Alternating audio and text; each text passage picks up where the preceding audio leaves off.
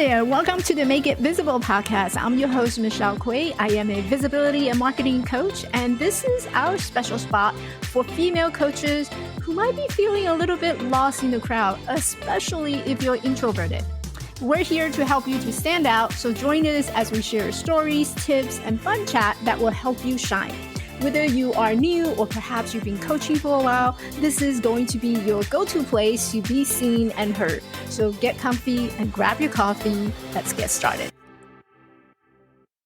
In this episode, I am thrilled to introduce a truly special guest who really embodied the essence of embracing her perfectly imperfect self.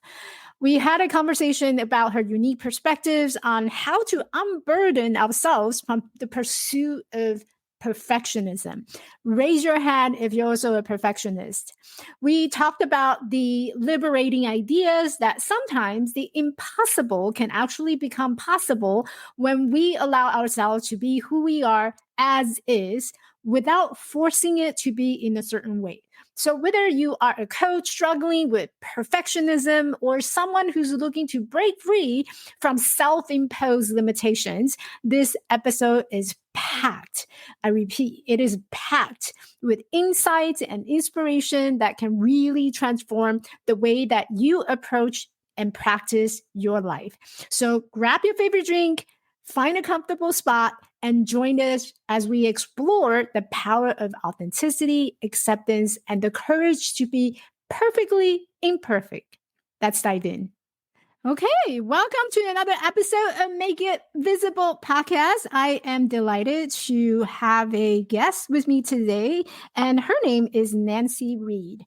Nanci is a sacred embodiment coach, author, intuition amplifier, and I'm going to ask her about that, Pilates instructor, and longtime student, teacher, facilitator of A Course in Miracle. If you have not read that book, I highly suggest that you do. Nanci Reed supports successful, empathic, and mission-driven women to embrace their perfectly imperfect self with curiosity and gentleness so that they can learn to trust the wisdom of their soul, living from their dreams and not their perceived limitation, and live their happily ever now. And she put it in capital now. And I think it's really something that I resonate a lot with, and I'm really delighted to have her on the show. Welcome, Nanci. Oh my gosh, I feel like I'm at a party or something. That was so lovely, Michelle. Thank you. I really enjoy reading your bio, and I went to your website, and you are just this amazing, enlightened human being that just radiate lights. And there's no way like to miss you or to not to pay attention to you. You're just there. So I would love for you to share your story in terms of how you got into coaching, and who are you, Nanci? Who am I? Oh my goodness. Isn't that the question, right? And that's what Alice is posed, that question by the caterpillar in Alice in Wonderland, which has always been a very meaningful story for me as a little girl. It was enjoyable entertainment. And then as I got older, I recognized actually how much wisdom was in that story. And that's why I actually use Alice in Wonderland as sort of an allegory, and in my own book, Happily Ever Now, that you were talking about as well. And so who am I? Well, I am somebody who believes in impossible things, a lot like Alice. And I believe that when you fully believe that nothing is impossible, then what is, right? And the answer is everything. So that just opens up all of these possibilities, and that it's so tempting to want to believe those perceived limitations because they allow us to kind of fit in the box of this world and to not really stand out, not really shine, right? And I was always somebody who, like when I was a little girl and they asked us what our superpower would be if we could have whatever we wanted, I said invisibility. because I didn't want to stand out. I didn't want to be different. And I felt different because even as a very small girl, I can remember going with my mom into like different places and stores. And even one example at an ice cream shop when I was a little girl. And I saw this other little girl and her family. And I asked my mom, I said, well, why is she so sad? And she said, but she's not sad. She's having ice cream. I mean, she's probably loving life right now. And I was like, no, no, she's really sad. And I couldn't articulate it. I couldn't explain it, but I could feel people. I could feel places even before I went inside. And so a lot of times when I was younger, especially, I would go into places and immediately look for the exits. I would just want to know how I could get out because I would be so overwhelmed by feeling, by emotion, by people's pain, really, and not really knowing where it was coming from and sort of being like, well, why is this even happening? And is this even normal? And I can't talk to anybody about this. None of my friends are like having conversations about this or anything. And so I just longed to be normal. I longed to be invisible. And I would walk up and down the street in San Francisco. I can remember even with my dad holding his hand. And this woman came up to me when I was just probably the 6 or 7. And she was like, you have this aura, you have this light about you. You're meant to do all these things. And I was like, just a little girl. Like, please don't say it too loud. I don't want to be burned at a stake. I don't want to be all this stuff. So I was so uncomfortable in my own skin. And I thought, well, if I could only be invisible, then I could use all of these things that I thought must have had some sort of divine purpose or something, but in a way that I wouldn't be judged and in a way that I wouldn't stand out and that nobody would notice me. So that was really the beginning of my journey and my story with looking at how I was able to navigate feeling all those things. And then with time and guidance, being able to understand how to ground myself, how to tell what feelings are mine and what belong to others, and knowing how to practice self care without any sort of guilt. And to really go from having everything needed to be perfect, me trying so hard to be normal and squelching and dimming all of that light within me so that nobody else would see it, to finally choosing to instead embrace the perfectly imperfect. And that's really been the biggest empowerment and the learning for me. I loved everything that you just shared. And you said so many of my keywords like perfect, normal, invisible. And, so we connected on a Facebook community, and you probably haven't read my story. So basically, my story is very similar to yours. I felt invisible, right? I wanted to be normal. And mine was more of a external thing. I'm physically disabled, so I want to look like everybody else. So why can't I just be normal and being perfect? And so there's a lot of the societal beliefs that strives for being perfect. And Mhm. we see the Barbies movie now. And so I would love to get your perspective on what does it mean to be perfect? Well, I mean, to be perfect is impossible because there is no perfection here. And really, if you're focusing on being perfect, then you're not being present. And that keeps you then disconnected from actually being here right now and responding to life. If you're trying to be perfect, you're trying to manage it, you're trying to control it, you're trying to manipulate it, you're trying to almost like brace yourself against the flow of it. And in my experience, anytime I've tried to force something versus allow it, or anytime I've tried to direct something versus trust, it just hasn't turned out that well. It's been a big old mess, really. I mean, in so many different ways with relationships, with jobs, with all these children. Like I have a daughter now, and same thing. It's like that there is no perfect. But when you are looking for the perfectly imperfect, which means that you're willing to be fully present, you're willing to not feel ashamed of those challenges or of those things that maybe don't go your way or quote unquote, like that you start to shift from having the belief that everything's happening to you to instead that it's happening for you and that it's happening for a purpose. Even if you can't see it in the moment, you begin to trust that. And when you're embracing the perfectly imperfect, then you're not really listening to that inner perfectionist as much. And you're instead turning into the inner voice, to that innate guidance that we all are connected to. There's nothing special about it. Everyone has that direct channel. It's just having a willingness to look without judgment and to instead invite, like I like to say, kindness and curiosity along your journey. Yeah. I brought that up because I think a lot of my community members who are coaches and they can totally resonate with everything that you have just said about how that a lot of it is that we have the answer and just embracing that imperfect self. But I think when it comes to business, it's really hard to embracing that imperfect self, right? When I put it out into the world, I want it to be perfect. I know you have a successful business now and you have your book coming out, and we'll talk more about the book. How did you embrace that imperfection or perfectly imperfect way of just putting yourself out there and see what comes? Well, so the way that I began was really to actually look at my perfectionism without denying it and without trying to hide it. I mean, I can remember like I was so scared at hiding in plain sight, basically, in my life that I can remember going to so many job interviews like after college, and I worked in public relations to begin with. And whenever they would ask you that question about what is your weakness, and I thought that I was so clever because I always said, I'm a perfectionist. That's my weakness. So really it's not a weakness. It's your strength because it means I'll be your workhorse. It means that I will twist myself into a pretzel to make myself be as close to perfect as possible and or die getting there. Right. And I used to think that was a good thing. And now I would go back to that very sweet young girl out of college and I would say, oh my, no, that's not the answer that you want to give because that is a real weakness because what it means is it's coming from fear.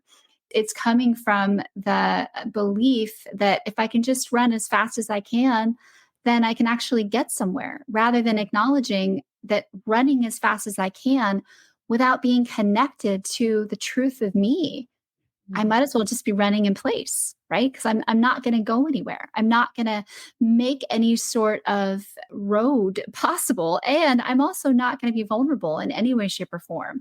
I am going to be this locked up self, basically, that is constantly becoming the best chameleon in the world, which is what I was. I mean, I could be the most chameleon like person that you met. And it was never out of anything nefarious. But I think some people even thought sometimes that I was trying to control them or manipulate them. But it wasn't that. It was that I'd become so good at adapting to others because I could feel them, right? So I used my empath abilities to become whatever I thought that person wanted me to be. And that I thought that then I could hide the fact that I wasn't perfect. I could hide the fact that if they really got to know me, they would see what a big old mess I was. They could see how terrified I was about certain things. Like, I could speak in front of a group of people that I did never met before. And yet you put me in a room still with maybe 20, 30 women that I've never met or that maybe are like at my daughter's school or something like that. And I freeze. And it's like I go into all those old patterns. And so that's the main thing with looking at your perfectionism is to recognize this isn't a cure that I'm talking about. It doesn't mean it goes away. It means that you learn to navigate it differently because you learn to see it and not judge it. You learn to recognize it rather than deny it. And then once you recognize it with compassion and with curiosity and with kindness, you invite different possibilities. So now you look at that perfectionism and you go, okay, so what was that trying to serve? How was that trying to protect me? How was that trying to help me here? And when you shift that energy, then all of a sudden you're not judging it anymore. You're not blaming yourself. You're not comparing yourself. You're not shaming yourself. You're not hiding like in plain sight. And you're really actually being willing to shine a light upon, like, okay, so this perfectionism, it showed up for this reason. Now I wonder if there's another way that I can navigate this without having it to be perfect. So that's where the perfectly imperfect came for me, where I was like, well, wait a minute. If I shift my intention to perfect imperfection, then I can never fail, actually. because I'm always perfectly imperfect. You're always above the bar. So that gave me so much freedom and it gave me so much permission. And Mhm. what I noticed was that when I became more comfortable and familiar with saying, this is me, without defense, without apology, but this is me. This is me, warts and all, whatever you want to say it, perfectly imperfect.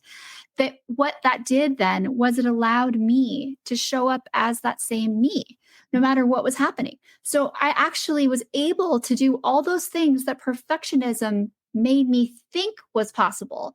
Like as far as going through all the stress or the different changes in life and everything, that I had tried to do that and it hadn't really given me any sort of amazing Peace. feedback or peace or anything like that.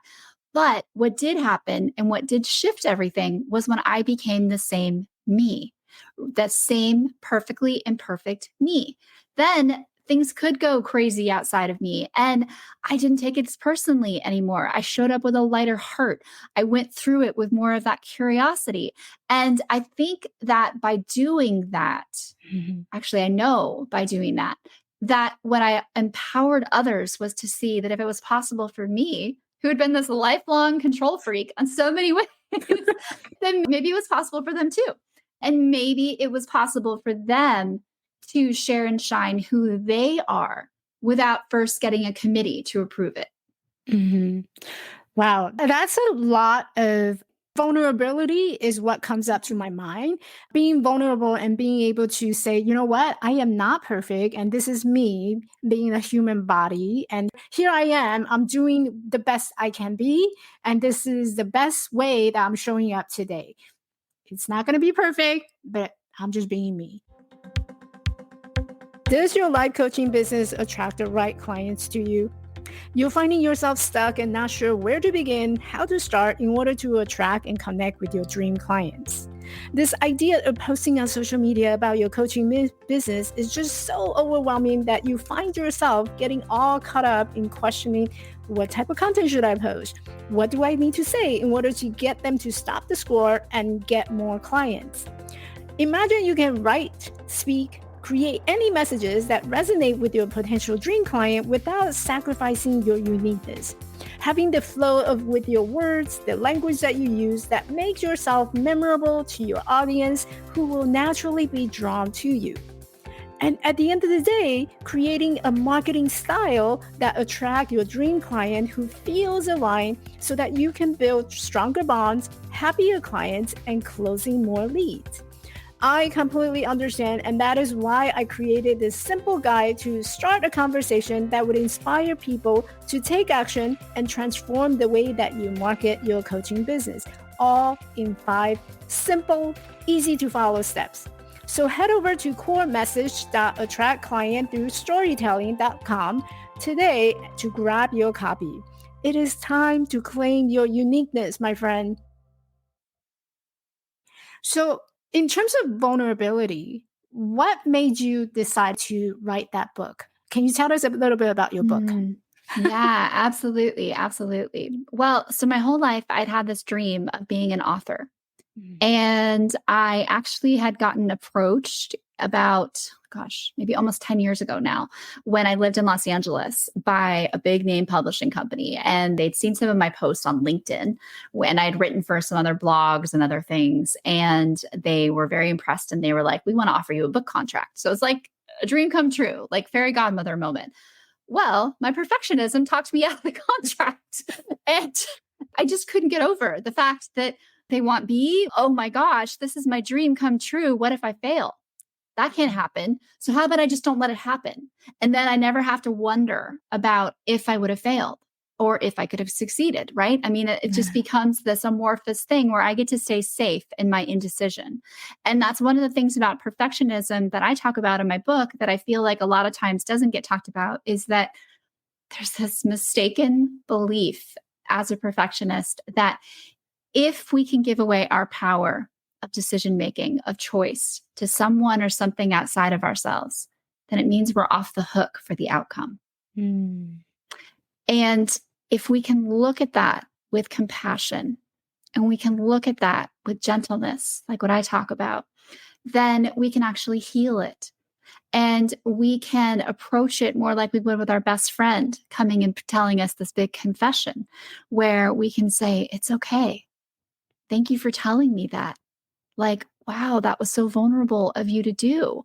And we can acknowledge those truth sessions that we have with ourselves. Yeah. And when we do that, then we make it safe to keep going a little bit deeper, a little bit further.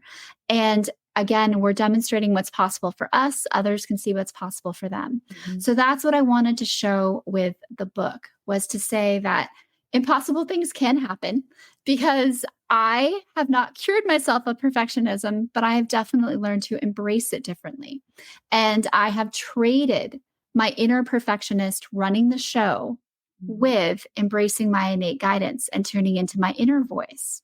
But what's interesting is that during the course of me actually writing this book, after I had talked myself out of that book contract, I went through a crazy list of impossible things where I lived in Los Angeles and I had moved there as a result of a divorce, where I'd been married and got divorced, and I moved to Los Angeles and I wanted a fresh start. And so I had my Pilates business there and I was doing my coaching and my writing and everything like that. And I really still was feeling this energetic tie, though, to my ex-husband.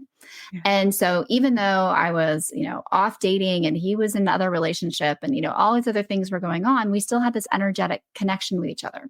And one of the things that had severed our relationship to begin with and our marriage was that when I found out that I didn't think I could have children, because I was born with this really rare anatomy issue where I was born with 2 uteruses and 2 cervixes and 1 kidney and no partridge in a pear tree.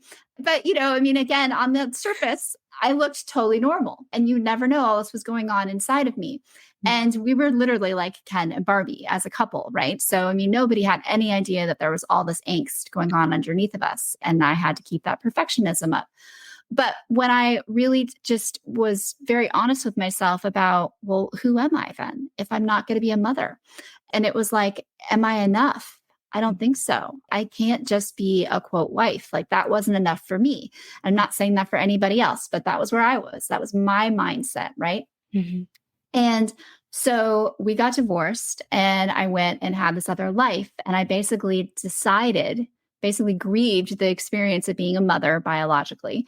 And I decided that I would have my clients that would be like my family and they'd be like my children. And even if they were older than me, that I'd be like their mother hen and I would take care of them. And I would focus on using Pilates for rehabilitation and my emotional intelligence work for my master's degree and all these different things together and offer this really unique service, right? Yeah.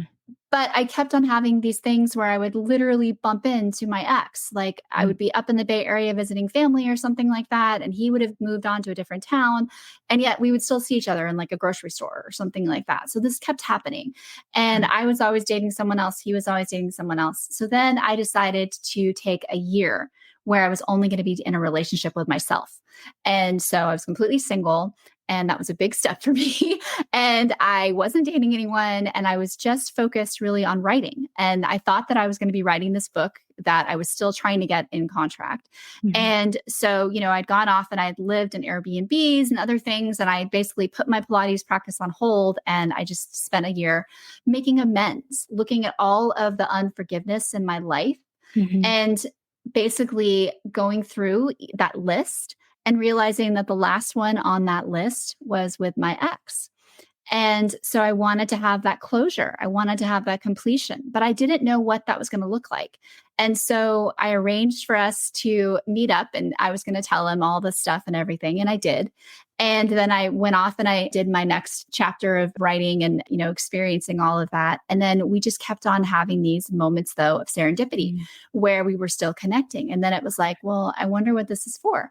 And so we thought we could just be friends. So we were friends for a little while and then it turned into more than friends. And then lo and behold, I got pregnant and I now have this baby girl and we got remarried. And so that's my impossible thing. And after having the impossible pregnancy and the impossible birth story of nearly dying and all these other things that I talk about in my book too, I just wanted people to know that it is possible. It really is. And while your story might not be the same as mine as far as the form goes, It's the experience of letting yourself believe what's possible and feeling worthy of that Mhm. happily ever now, not after everything else is perfect. And that's what I realized was that I was living this happily ever now. And I'd always been attracted to this idea of fairy tale and once upon a time and everything like that, but I tried to make it perfect. And my life was not perfect. And so when I embraced instead this happily ever now mindset, then everything shifted. And, Mhm. so the relationship came together, the baby was born, I survived all of that somehow. And then I was like, okay, now I'm ready to write my book. So I started writing my book basically to keep myself sane during having a newborn. And I didn't really know what it was going to be about exactly, but I just started writing and writing and writing. And over the course of 7 years, I had this experience of writing. And it was basically my dissertation on healing. And I didn't go back and get my PhD like I always thought I was going to. And so I thought, well, this is my dissertation instead. And, and this whole thing. And then, like, probably about 5 years into writing the book Mhm. and not really making a ton of progress on it, truthfully, I had this meditation experience where during the meditation, I could see the book and I could literally see the cover.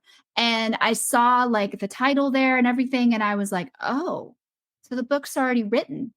And then it was like it shifted the energy from thinking that I needed to make something brand new and that it needed to be perfect to instead remembering it and accessing that memory anytime I was ready. Mhm. That shifted everything. And then within 2 years after that, the book was done, it was edited, it was, available and ready to go. So it really was changing the purpose of it and changing how I approached it as an author that shifted everything. My gosh, your story just blow me away. Can you show us a book? Can you hold on? I know you have a copy. I'm Yes, gonna have to get a copy myself. But yep, there it is. Happily ever now, not after everything else in is perfect. perfect. It's Yes. perfect. Oh my gosh, your story is just absolutely amazing. And it speaks so much about just trusting the process and trusting in that moment and just being in the now. I do believe that there's a lot of people who's going through transition. There's a lot of chaos right now, especially on the news and things. What advice do you have for someone who's maybe going through that journey, looking at it from their perspective, where they're stuck? What advice do you have for them? Well, a really gentle step with yourself, regardless of where you are on your journey, is something that I talk about in the book, but I'll share it here too, which is to look at our language that we're using with ourselves.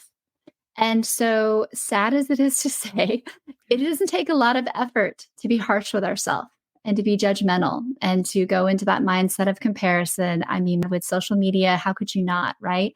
Like everyone's just showing you the highlights of their life, and to really know that and to know that it's safe to be vulnerable. Now, maybe it's not your thing to put yourself on social media and tell your story and trauma vomit or any of that. I'm not talking about that.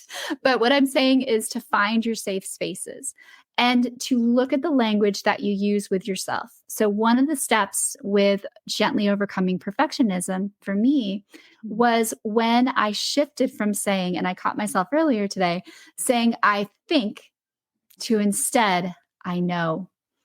And energetically, it is such a huge difference from such a subtle shift that when you're saying, I think, as a response to somebody asking you, particularly if it's like, maybe like a nosy question or something you're kind of uncomfortable with, or just Mm. over people wanting to know, like in the old days for me, it was like, when are you going to write your book? Because you've been talking about this thing for 7 years. So when's it coming out? And I noticed that what I would do, especially if I was wanting people pleasing, especially if I was wanting to kind of manage the situation and be enough for people. So I'd be like, well, I think, yeah, maybe it will be some point and, but, and all this stuff. And I would hem and haw. And basically, Mhm. I was responding to their question with a question Yeah. because saying, I think, leaves the uncertainty in it, and it leaves the invitation for the other person that asked you that question to actually continue asking you and to continue sort of bombarding you Mm. and wanting you to get very specific. But try this out. As weird as it might feel in the beginning, when you shift to saying, I know, everything changes. People will respect, unless they're super weird, they will respect your response because there's a rootedness to it. There's a groundedness. There's a presence to it. So if I say instead, I know my book is going to be published right on time. If I say that, they're going to go, oh, okay. And then move on to the next question, right? And so when we allow ourselves to express the truth that we know within, without defense, without apology, that is the first step to overcoming perfectionism gently. Because now you're not trying to make yourself be perfect. You're not trying to give the perfect response, to manage the room, to figure out now, how can I say this in a way that they're going to like it, or that they're going to find it's enough, or that they're not going to ask me anymore. And instead, you are being effortlessly you and sharing and extending the truth of you. So I would definitely say that is a gentle first step that you can take with yourself, and something that is very tangible, and that might feel weird when you try it on at first, but just see if it's a good fit. If it does, awesome. If not, toss it aside and try on something else. But it's a good place to start from shifting, I think, to I know. I love that. I'm going to try that today because I've been doing a lot of thinking and not enough knowing. So I'm definitely going to try that myself. And I know you had talked about your superpower being invisible when you were little. What is your superpower now? Oh, wow. That's awesome. I love that question. I never thought of that. Okay. So my superpower now is being perfectly imperfect. I love your superpower because as soon as you said that, I'm feeling this big shift of energy drop. And it's like someone just gave you the permission of you don't have to be perfect and you're perfectly imperfect. And that's totally fine. Yeah. And come as you are and know that you're seen, you're heard, and you matter. You do. And when you let go of having to be perfect, then you allow people to see the real you, and lets them know it's safe to be them too. And it just continues like that infinite ripple. And that's the connection. And that's really what we're here for, is to connect authentically with others and allow them to know it's safe to do the same. Beautifully said. Where can my audience find you if they wanted to learn more about you? Well, they can find me on my website, which is nancireed.com, and that's NanciReed.com. They can find me on the Instaverse at either Happily Ever Living, which is my main company, or they can also find me at Nanci Ann Reed, and that's ANN Reed at Instagram. And then they can also find me on Facebook at Happily Ever Living. They can find my book at happilyeverNowBook.com, or they can also look for it on Amazon too and get to find it there. And that's just come say hi. Like, I am an open book, as you might have guessed. And I really do value these connections. And I want anyone to know that it is possible, no matter what you're going through, what your story is, it is possible. It really, really is. And I truly believe that for everyone. Thank you so much for coming to the show. I could not have said that better. And just wishing you all the best with your book, and we'll be connected. Awesome. Thank you so much, Michelle. This was delightful. Thank you so much, Nanci. Hey, beautiful. Thanks for listening. If you enjoyed this podcast and found value from this episode, I would love for you to hit that subscribe button on your favorite podcast platform and leave me a rating and review. One thing I was struggling in my early years in business was finding the right people to connect with. It feels like I was on this entrepreneur journey on my own. And sometimes we all just need friends who can share our dreams and hopes. Someone who can relate to what we're going through as we grow our business together. If you are a woman coach who is ready to grow your coaching business and looking for strategies to get seen, get heard, and get hired, I want to invite you to come and find me in our community on Facebook at Get Clients with Storytelling. This is a community of women coaches who want to grow a coaching business by creating engaging, visible, and authentic content with storytelling for their business to get more leads and attract more clients. I will see you at our next tea party.